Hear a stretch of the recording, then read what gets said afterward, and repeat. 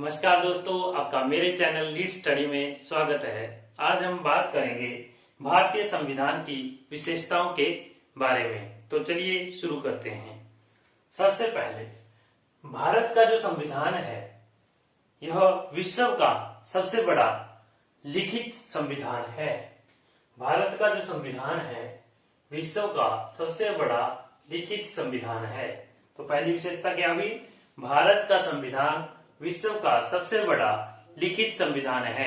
वैसे यदि हम बात करें सबसे पहले किस देश ने लिखित संविधान बनाया था, तो सबसे पहले जो लिखित संविधान बनाया गया था वह अमेरिका के द्वारा बनाया गया था।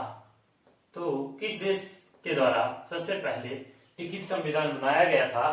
तो अमेरिका के द्वारा सबसे पहले लिखित संविधान बनाया गया था। जबकि लिखित संविधान बनाने की जो अवधारणा है इसका जो जन्म हुआ है वह फ्रांस से हुआ है। लिखित संविधान बनाने की जो अवधारणा है इसका जो जन्म है वह फ्रांस से हुआ है।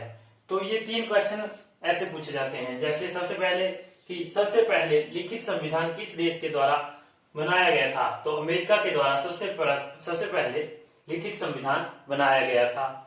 और लिखित संविधान बनाने की अवधारणा का जन्म किस देश से हुआ है? तो फ्रांस से लिखित संविधान बनाने की अवधारणा का जो जन्म है वो हुआ है। और विश्व का सबसे बड़ा तथा सबसे बड़ा लिखित संविधान कौन सा है? तो विश्व का सबसे बड़ा लिखित संविधान कौन सा है? भारत का जो संविधान है यह विश्व का सबसे बड़ा लिखित संविधान है। अब हम बात करते हैं इसकी दूसरी विशेषता के बारे में। तो दूसरी विशेषता है भारत का जो संविधान है यह नम्य तथा अनम्य संविधान है। नम्य तथा अनम्य से क्या मतलब है? भारत का जो संविधान है यह अंशतः लचीला तथा अंशतः कठोर है। नम्य या अनम्य बोल दो, लचीला या कठोर बोल दो, इनमें से कुछ भी आ सकता है एग्जाम में। तो भारत का जो संविधान है यह नम्य व अनम्य संविधान है, लचीला तथा कठोर संविधान है। कई बार तो यह पूछा जाता है कि भारत का जो संविधान है यह कठोर कम लचीला ज्यादा है। कैसा है? कठोर कम तथा लचीला ज्यादा है। अब लचीला और कठोर से क्या संबंध है? भारत का जो संविधान है इसमें जो है हम संशोधन कर सकते हैं, इजीली कर सकते हैं। जिस संविधान में संशोधन इजीली कर लेते हैं उसे लचीला संविधान कहते हैं, और जिसमें जो संशोधन करना है वो कठोर हो जाए, जैसे किसी बिल को पास करना डिफिकल्ट हो, कुछ अन्य कंडीशंस ज्यादा रखी गई हो, तो उसे हम बोलेंगे कठोर संविधान। तो भारत का जो संविधान है वह लचीला ज्यादा है, मतलब इसमें इजीली संशोधन कर सकते हैं, और कठोर कम है। भारत अब करते हैं तीसरी विशेषता के बारे में बात। भारत का जो संविधान है यह राज्यों का संघ है। इस बात का मतलब है कि भारत का जो संविधान है वह राज्यों का संघ है, कि मतलब जो भी राज्य हैं, जैसे भारत के इस समय 28 राज्य हैं, इनमें से कोई भी राज्य भारत से अलग नहीं हो सकता है। इनमें से भारत से कोई भी राज्य अपने आप अलग नहीं हो सकता है। अब आगे बात करते हैं चौथी विशेषता की। तो भारतीय संविधान का अभिभावक मतलब गार्डियन ऑफ आवर कॉन्स्टिट्यूशन किसे कहा जाता है? सुप्रीम कोर्ट को, सर्वोच्च न्यायालय को भारतीय संविधान का अभिभावक कहा जाता है। ठीक है।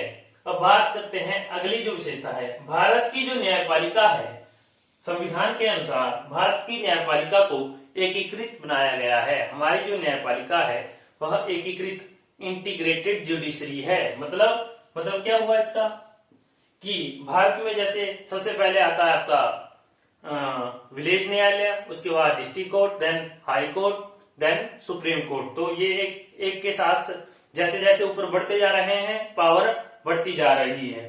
ठीक है। तो भारत की जो न्यायपालिका है मतलब एक दूसरे के साथ जुड़ी हुई है। भारत की न्यायपालिका क्या है? एकीकृत है, इंटीग्रेटेड है, जुड़ी हुई है। भारतीय संविधान के अनुसार भारत एक धर्मनिरपेक्ष राज्य है। धर्मनिरपेक्ष राज्य से क्या तात्पर्य है? तो धर्मनिरपेक्ष राज्य से तात्पर्य यह है कि भारत का राज्य स्तर पर अपना कोई भी धर्म नहीं है। भारत में सभी धर्मों को माना जाता है। भारत का राज्य स्तर पर कोई भी एक धर्म नहीं है। अगली जो विशेषता है, भारत का जो संविधान है इसे वकीलों का स्वर्ग भी कहा जाता है। तो भारत का जो संविधान है इसे क्या कहा जाता है? वकीलों का स्वर्ग भी कहा जाता है। अगली विशेषता की यदि बात करें तो भारत का जो संविधान है इस पर सर्वाधिक प्रभाव किसका पड़ा है? तो भारत के संविधान पर सर्वाधिक प्रभाव जो है गवर्नमेंट ऑफ इंडिया एक्ट 1935 का पड़ा है। भारतीय शासन अधिनियम 1935 का भारतीय संविधान पर सर्वाधिक प्रभाव पड़ा है, क्योंकि इससे जो है भारतीय संविधान में मैक्सिमम जो प्रावधान जो है यहीं से ऐड किए गए हैं। अब हम बात करते हैं भारतीय संविधान का जनक किसे कहा जाता है? तो भीमराव अंबेडकर जी को भारतीय संविधान का जनक कहा जाता है। भारतीय संविधान का जनक किसे कहा जाता है? भीमराव अंबेडकर जी को। अब अगली बात आती है, भारत की जो फेडरल स्कीम है, संघीय जो व्यवस्था है वह क्वासी फेडरल स्कीम है।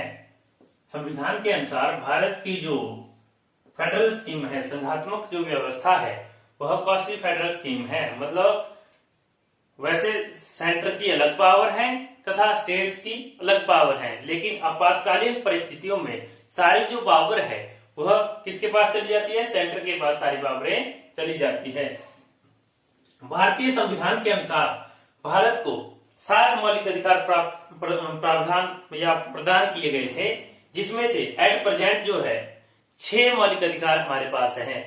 इसमें से जो संपत्ति का अधिकार है उसे कानूनी अधिकार बना दिया गया है आर्टिकल 301A के तहत। ठीक है, अब बात करते हैं नवनिर्मित संविधान तथा एट प्रेजेंट क्या क्या बदलाव उसमें किए गए हैं। जब संविधान बना था तब उस समय इसमें 8 अनुसूचियां थी। जब संविधान बना था तब उसमें 8 अनुसूचियां थी। एट प्रेजेंट संविधान में 12 अनुसूचियां हैं। अब 4 अनुसूचियों को ऐड कर दिया गया है। जब संविधान बना था तब उसमें 22 भाग थे। कितने पार्ट थे उसके? 22 पार्ट थे। लेकिन एट प्रेजेंट जो है सब पार्ट को मिलाकर 25 पार्ट बन गए हैं। कितने भाग हो गए हैं? अब 25 भाग हो गए हैं। अब अनुच्छेद की बात करें तो जब संविधान बना था तब भारतीय संविधान में 395 अनुच्छेद थे, लेकिन एट प्रेजेंट जो है 395 से बढ़कर 470 के लगभग अनुच्छेद हो गए हैं। ठीक है, तो इसी के साथ यह वीडियो यहीं पर समाप्त होती है। अगली वीडियो में हम बात करेंगे संविधान की प्रस्तावना के बारे में। धन्यवाद।